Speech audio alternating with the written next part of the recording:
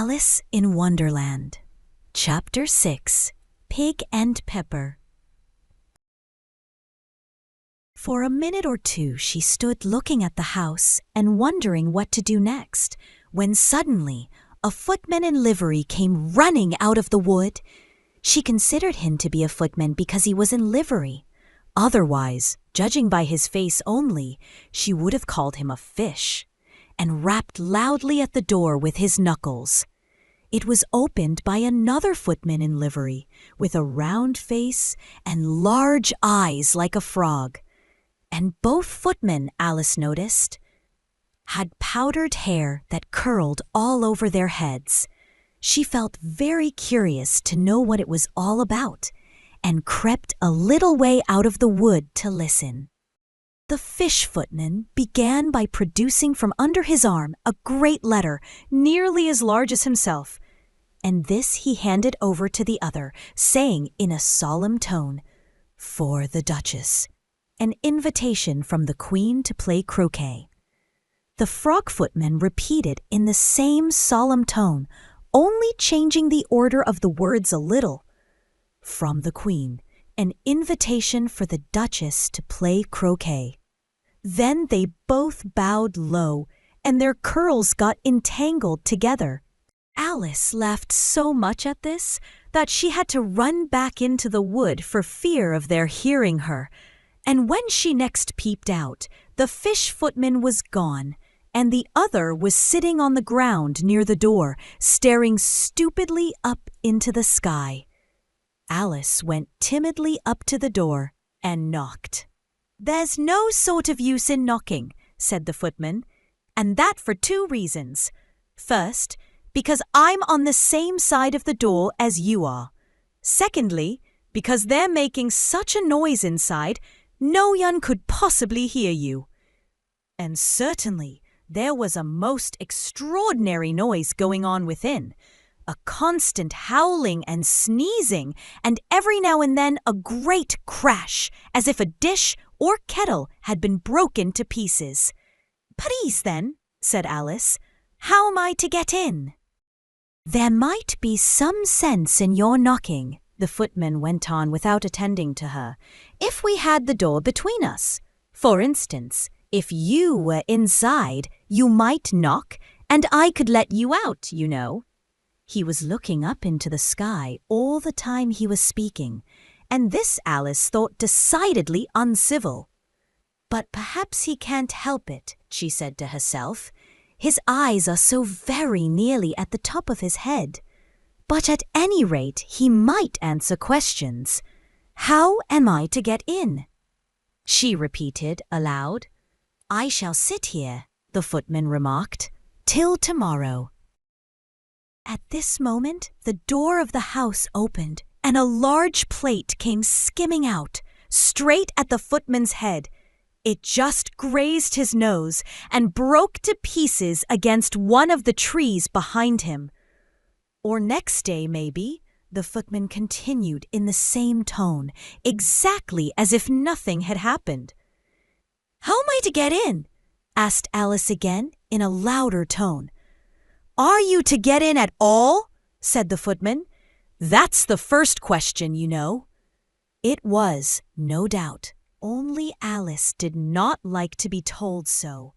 "It's really dreadful," she muttered to herself, "the way all the creatures argue. It's enough to drive one crazy." The footman seemed to think this a good opportunity for repeating his remark with variations. "I shall sit here," he said, "on and off for days and days." "But what am I to do?" said Alice. "Anything you like," said the footman, and began whistling. "Oh, there's no use in talking to him," said Alice desperately. "He's perfectly idiotic." And she opened the door and went in. The door led right into a large kitchen, which was full of smoke from one end to the other. The Duchess was sitting on a three-legged stool in the middle, nursing a baby. The cook was leaning over the fire, stirring a large cauldron which seemed to be full of soup. "There's certainly too much pepper in that soup," Alice said to herself, as well as she could for sneezing. There was certainly too much of it in the air. Even the Duchess sneezed occasionally, and as for the baby, it was sneezing and howling alternately without a moment's pause. The only things in the kitchen that did not sneeze were the cook and a large cat, which was sitting on the hearth and grinning from ear to ear. "Please, would you tell me," said Alice, a little timidly, for she was not quite sure whether it was good manners for her to speak first, "why your cat grins like that?" "It's a Cheshire cat," said the Duchess, "and that's why. Pig." She said the last word with such sudden violence that Alice quite jumped, but she saw in another moment that it was addressed to the baby and not to her, so she took courage and went on again. "I didn't know that Cheshire cats always grinned. In fact, I didn't know that cats could grin." "They all can," said the Duchess, "and most of them do." "I don't know of any that do," Alice said very politely, feeling quite pleased to have got into a conversation. "You don't know much," said the Duchess, "and that's a fact." Alice did not at all like the tone of this remark, and thought it would be as well to introduce some other subject of conversation. While she was trying to fix on one, the cook took the cauldron of soup off the fire and at once set to work throwing everything within her reach at the Duchess and the baby. The fire irons came first. Then followed a shower of saucepans, plates, and dishes. The Duchess took no notice of them, even when they hit her, and the baby was howling so much already that it was quite impossible to say whether the blows hurt it or not. "Oh, please mind what you're doing," cried Alice, jumping up and down in an agony of terror. "Oh, there goes his precious nose!" as an unusually large saucepan flew close by it and very nearly carried it off. "If everybody minded their own business," the Duchess said in a hoarse growl, "the world would go round a deal faster than it does." "Which would not be an advantage," said Alice, who felt very glad to get an opportunity of showing off a little of her knowledge. "Just think of what work it would make with the day and night. You see, the Earth takes 24 hours to turn round on its axis." "Talking of axes," said the Duchess, "chop off her head." Alice glanced rather anxiously at the cook to see if she meant to take the hint, but the cook was busily stirring the soup and seemed not to be listening, so she went on again. 24 hours, I think. Or is it 12? "Oh, don't bother me," said the Duchess. "I never could abide figures." And with that, she began nursing her child again, singing a sort of lullaby to it as she did so, and giving it a violent shake at the end of every line. "Speak roughly to your little boy, and beat him when he sneezes. He only does it to annoy, because he knows it teases." Chorus, in which the cook and the baby joined. "Wow, wow, wow." While the Duchess sang the second verse of the song, she kept tossing the baby violently up and down, and the poor little thing howled so that Alice could hardly hear the words. "I speak severely to my boy. I beat him when he sneezes, for he can thoroughly enjoy the pepper when he pleases." Chorus. "Wow, wow, wow." "Here, you may nurse it a bit, if you like," the Duchess said to Alice, flinging the baby at her as she spoke. "I must go and get ready to play croquet with the Queen." And she hurried out of the room. The cook threw a frying pan after her as she went out, but it just missed her. Alice caught the baby with some difficulty, as it was a queer-shaped little creature, and held out its arms and legs in all directions, just like a starfish, thought Alice. poor little thing was snorting like a steam engine when she caught it, and kept doubling itself up and straightening itself out again, so that altogether, for the first minute or two, it was as much as she could do to hold it. As soon as she had made out the proper way of nursing it, which was to twist it up into a sort of knot, and then keep tight hold of its right ear and left foot so as to prevent its undoing itself, she carried it out into the open air.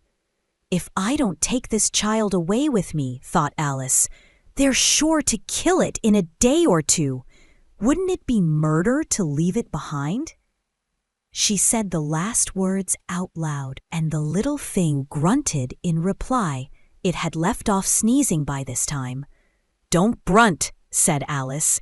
"That's not at all a proper way of expressing yourself."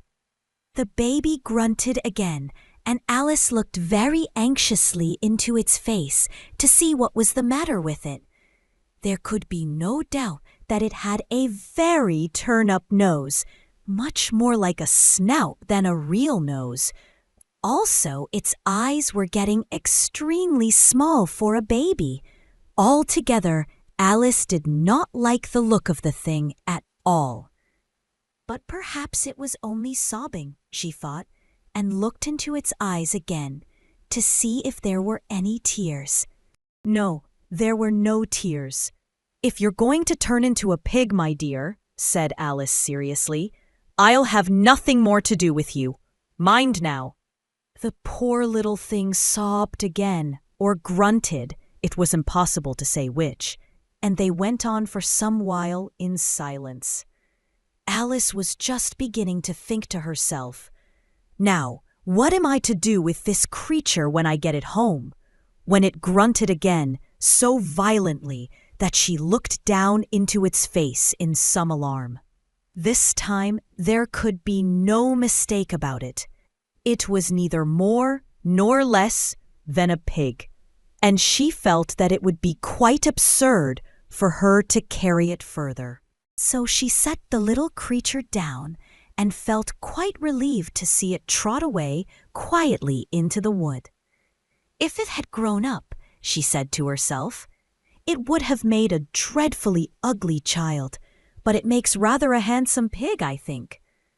And she began thinking over other children she knew, who might do very well as pigs, and was just saying to herself, if one only knew the right way to change them, when she was a little startled by seeing the Cheshire Cat sitting on a bough of a tree a few yards off. The cat only grinned when it saw Alice. It looked good-natured, she thought. Still, it had very long claws and a great many teeth, so she felt that it ought to be treated with respect. "Cheshire Puss," she began, rather timidly, as she did not at all know whether it would like the name. However, it only grinned a little wider. "Come, it's pleased so far," thought Alice, and she went on. "Would you tell me, please, which way I ought to go from here?" "That depends a good deal on where you want to get to," said the cat. "I don't much care where," said Alice. "Then it doesn't matter which way you go," said the cat. "So long as I get somewhere," Alice added as an explanation. "Oh, you're sure to do that," said the cat, "if you only walk long enough." Alice felt that this could not be denied, so she tried another question. "What sort of people live about here?" "In that direction," the cat said, waving its right paw round, "lives a hatter, and in that direction, waving the other paw, lives a March hare. Visit either you like. They're both mad." "But I don't want to go among mad people," Alice remarked. "Oh, you can't help that," said the cat. "We're all mad here. I'm mad, you're mad." "How do you know I'm mad?" said Alice. "You must be," said the cat, "or you wouldn't have come here." Alice didn't think that proved it at all. However, she went on, "And how do you know that you're mad?" "To begin with," said the cat, "a dog's not mad. You grant that?" "I suppose so," said Alice. "Well then," the cat went on, "you see, a dog growls when it's angry and wags its tail when it's pleased. Now I growl when I'm pleased and wag my tail when I'm angry. Therefore, I'm mad." "I call it purring, not growling," said Alice. "Call it what you like," said the cat. "Do you play croquet with the Queen today?" "I should like it very much," said Alice, "but I haven't been invited yet." "You'll see me there," said the cat, and vanished. Alice was not much surprised at this. She was getting so used to queer things happening. While she was looking at the place where it had been, it suddenly appeared again. "By the by, what became of the baby?" said the cat. "I'd nearly forgotten to ask." "It turned into a pig," Alice quietly said, just as if it had come back in a natural way. "I thought it would," said the cat, and vanished again. Alice waited a little, half expecting to see it again, but it did not appear, and after a minute or two she walked on in the direction in which the March Hare was said to live. "I've seen hatters before," she said to herself. "The March Hare will be much the most interesting, and perhaps as this is May, it won't be raving mad, at least not so mad as it was in March." As she said this, she looked up, and there was the cat again, sitting on a branch of a tree. "Did you say pig or fig?" said the cat. "I said pig," replied Alice, "and I wish you wouldn't keep appearing and vanishing so suddenly. You make one quite giddy." "All right," said the cat, and this time it vanished quite slowly, beginning with the end of the tail and ending with the grin, which remained some time after the rest of it had gone. "Well, I've often seen a cat without a grin," thought Alice, "but a grin without a cat? It's the most curious thing I ever seen in my life." She had not gone much farther before she came in sight of the house of the March Hare. She thought it must be the right house, because the chimneys were shaped like ears, and the roof was thatched with fur. It was so large a house that she did not like to go nearer till she had nibbled some more of the left-hand bit of mushroom and raised herself to about 2 feet high. Even then, she walked up towards it rather timidly, saying to herself, "Suppose it should be raving mad after all? I almost wish I'd gone to see the Hatter instead."